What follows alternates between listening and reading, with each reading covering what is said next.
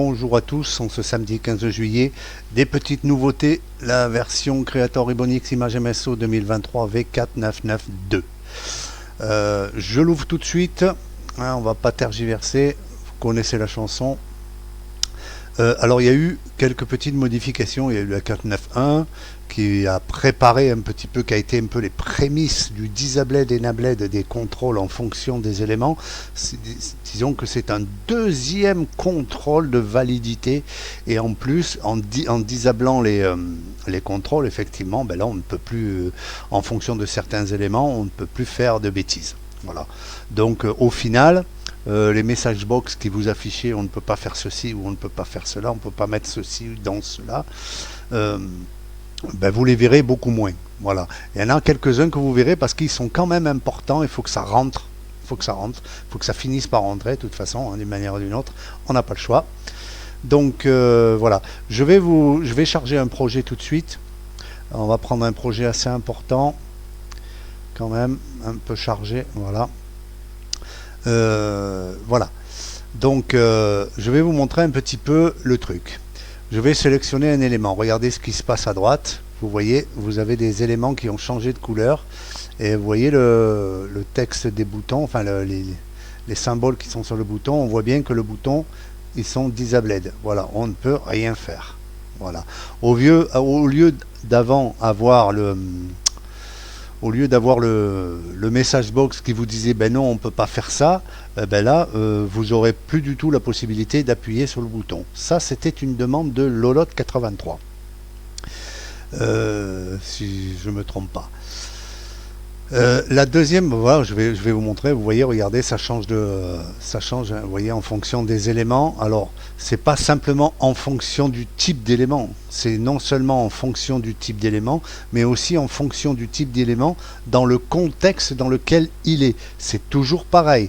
De la même manière que je faisais les messages avant, le traitement, il est le même. Voilà, c'est vraiment une analyse en fonction d'un élément dans le contexte dans lequel il est. Voilà, ça c'était la première mise à jour apparente. Et il y en a une deuxième. On m'a demandé, il y a un peu plus tôt dans la discussion, parce que la discussion elle commence à être un petit peu longue. Ben, c'était prévu de toute façon comme ça, hein, pour une évolution aussi fulgurante que celle-là, en moins d'un mois. J'imagine bien que les questions elles ont fusé, donc forcément.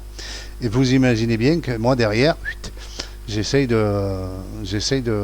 d'avancer en fonction de ces idées, si elles sont bonnes ou pas.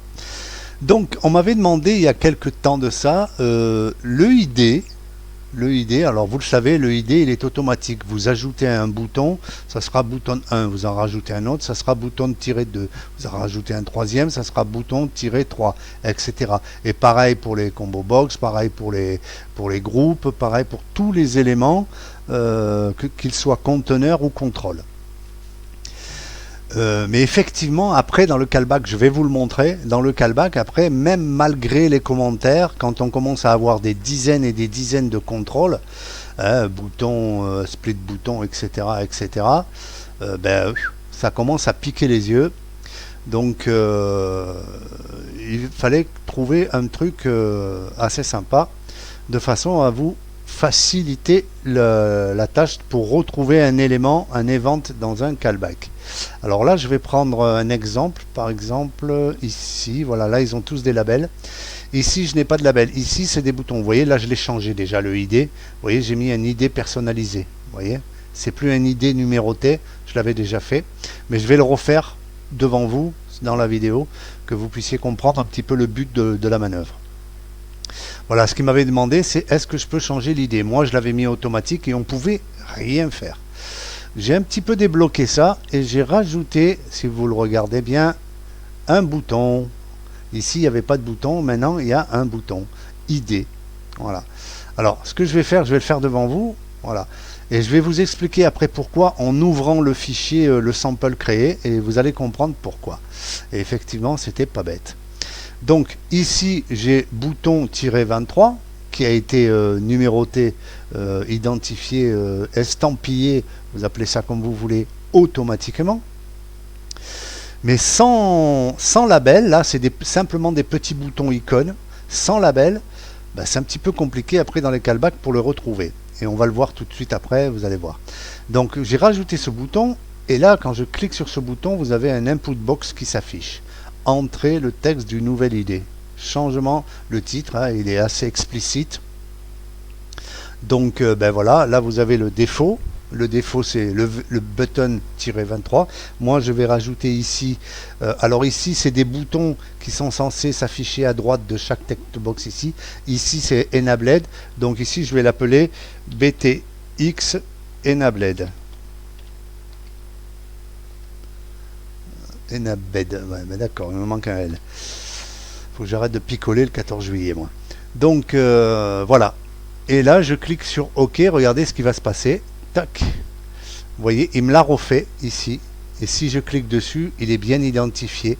Et vous remarquerez que le bouton On Action, il change aussi. Parce que vous savez que depuis le début, les buttons en petit ou même en gros qui n'ont pas de label, l'action, il est basé sur le nom du ID. Hein. Par exemple, ici, qui est encore un ID automatique, c'est button-28. Donc le on action, c'est toujours button-28-click. Voilà. Donc maintenant ici, ça sera BTX enabled click.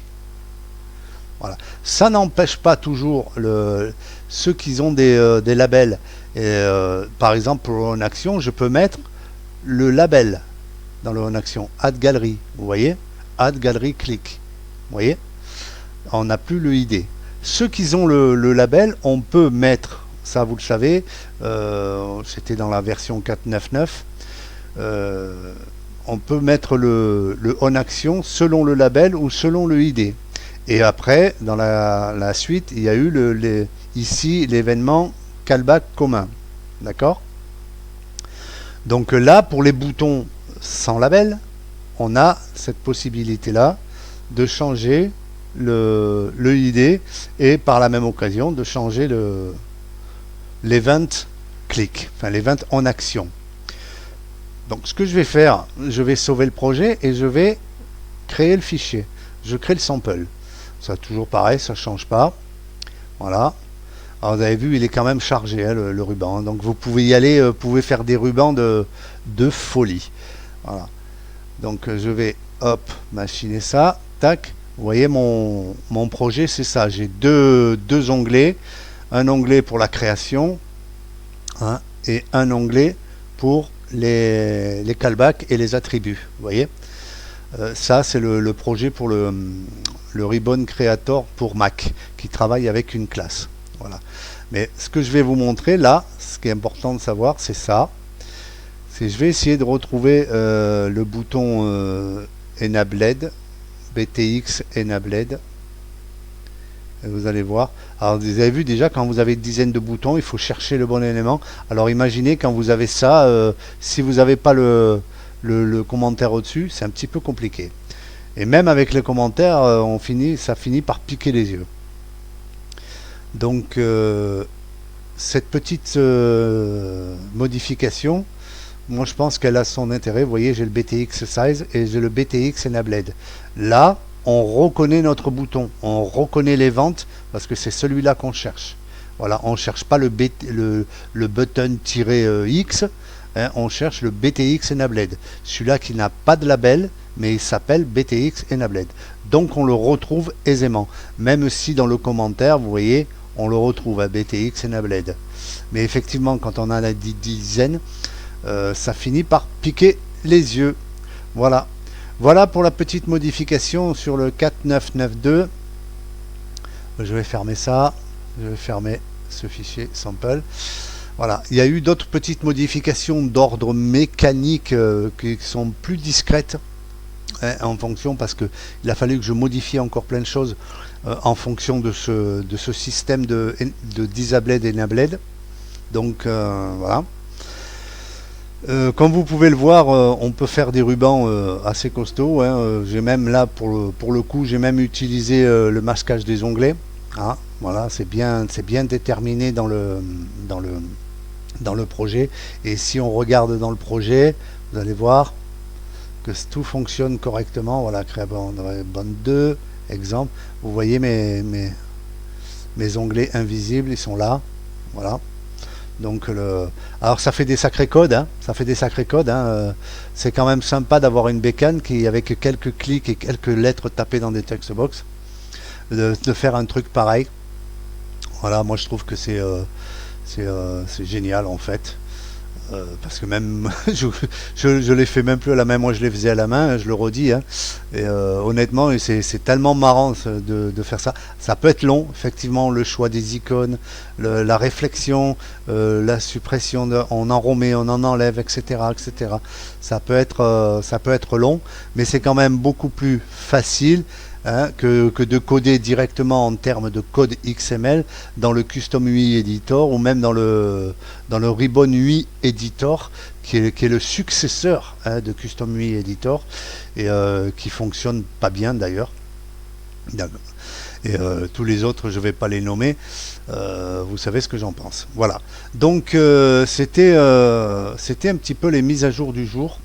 Voilà. Donc j'espère que Lolot, ça te conviendra, le Disabled et Nabled. Je crois que c'est Zon qui m'avait demandé, mais il y a plusieurs posts de ça, l'idée qu'on puisse mettre un ID personnalisé. C'est désormais possible, mais là je préviens que ça s'adresse vraiment aux gens qui ont un petit peu d'expérience. Je ne vais pas parler de pro, hein, parce qu'il n'y a pas de pro là-dedans. Mais ceux qui ont un petit peu d'expérience dans le Custom UI, c'est qu'ils ont, quand on construit comme ça un visuel, que ce soit comme ça ou même en termes de code, moi personnellement je vois le ruban. Voilà. Les débutants ne voient pas le ruban, ils voient que du code. Voilà, et ça pique un petit peu les yeux. C'est pour ça que cette application a été axée depuis le départ sur l'assistance à la création.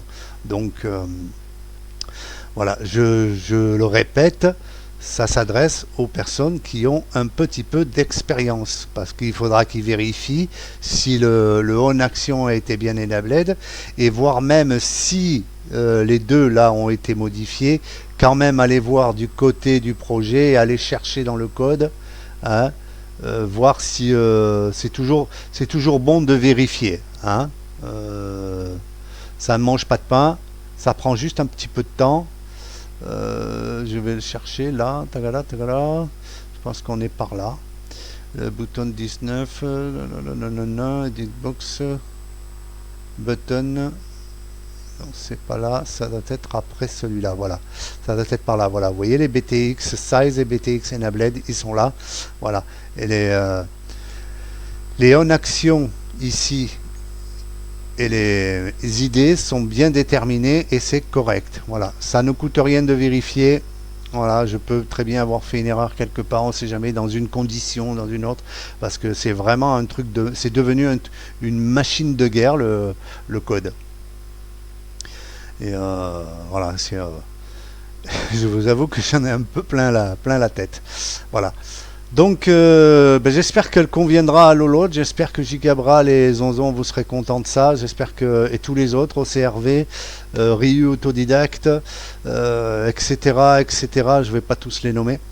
Voilà, j'espère que vraiment vous apprécierez ce travail-là, parce que ça en a été un. Et pour tout vous dire, cette version-là m'a donné beaucoup plus de travail en termes d'assistance, parce que c'est vrai, c'était le but, hein, final, de vous faire une version assistée quasiment 100%, et ça m'a donné beaucoup plus de travail que la version All Image, qui elle s'adresse aux experts et aux pros uniquement, hein, ou alors ceux qui ont quand même une expérience assez avancée, hein, pour des rubans un petit peu entre guillemets simple, parce que c'est loin de l'être, mais bon, avec la All Image on peut faire du backstage et tout, donc on est vraiment au-delà des rubans de ce genre là. Voilà, donc j'espère que ça vous conviendra, et je me répète, et puis je vais vous souhaiter un bon week-end à tous. N'hésitez pas à mettre vos commentaires sur les vidéos, sur le post, et je pense que dans la soirée je posterai la version 4.9.9.2. Voilà. Salut à tous et bon samedi. Ciao.